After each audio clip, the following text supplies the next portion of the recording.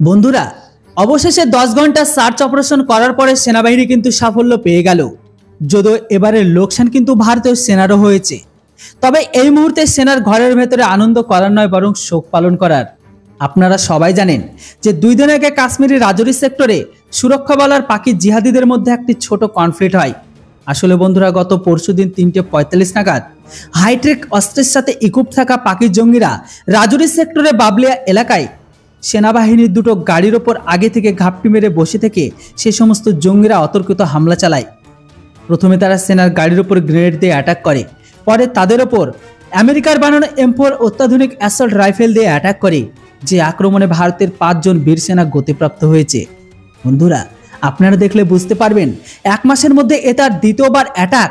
ভারতীয় সেনার গাড়ির ওপর তারা গ্রেনেড দিয়ে আক্রমণ করে।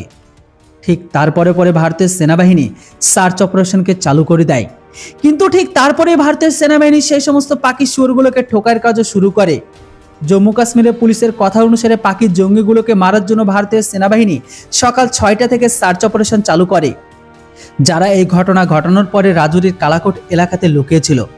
বলা হচ্ছে এই সমস্ত পাকি জিহাদিগুলো আক্রমণ করার পরে কোনো একজনের ঘরে চুপচাপ ঘাপটি মেরে লুকিয়েছিল, যেন পরিস্থিতি যতক্ষণ না ঠান্ডা না হচ্ছে ততক্ষণ পর্যন্ত তারা সেখানে লুকিয়ে থাকতে পারে। আর সঠিক সুযোগ পেলে তারা জঙ্গলের রাস্তা দিয়ে আবারও তারা পিওকেতে পালিয়ে যেত।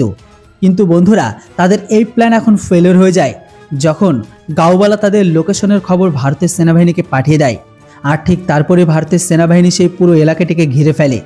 আর সেই ঘর সহ সেই সমস্ত পাকি জিহাদিদের সফলভাবে 72 ঘরে ঠুকে পাঠিয়ে দিয়েছে।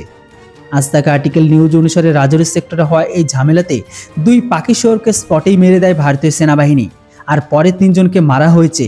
তো এই এখনো পর্যন্ত 14 ঘন্টায় ভারতের সেনাবাহিনী 5 জন পাকি শোরকে সফলভাবে 72 ঘরে পৌঁছে দিয়েছে। তবে যে সমস্ত পাকি শোরগুলো মারা গেছে, এতে লস্করি তৈবার টপ কমান্ডার কারিও ছিল, যে এই পুরো ঘটনার মাস্টার প্ল্যানকে করে। কিন্তু এখানে যদি আফসোসের বিষয় এটাই যে আমাদের সেনাবাহিনী বিনা লড়াই তাদের প্রাণকে হারাচ্ছে।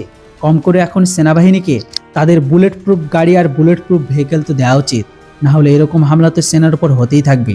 আমাদের সেনা প্রাণ বিনা লড়াইয়ে চলে যাবে। তো বন্ধুরা, এর উপর আপনাদের কি মতামত সেটি অবশ্যই কমেন্ট বক্সে লিখে জানান। ভিডিওর ইনফরমেশন ভালো লাগলে অবশ্যই চ্যানেলটিকে সাবস্ক্রাইব করে রাখুন। Thanks for watching. জয় হিন্দ, বন্দে মাতরম।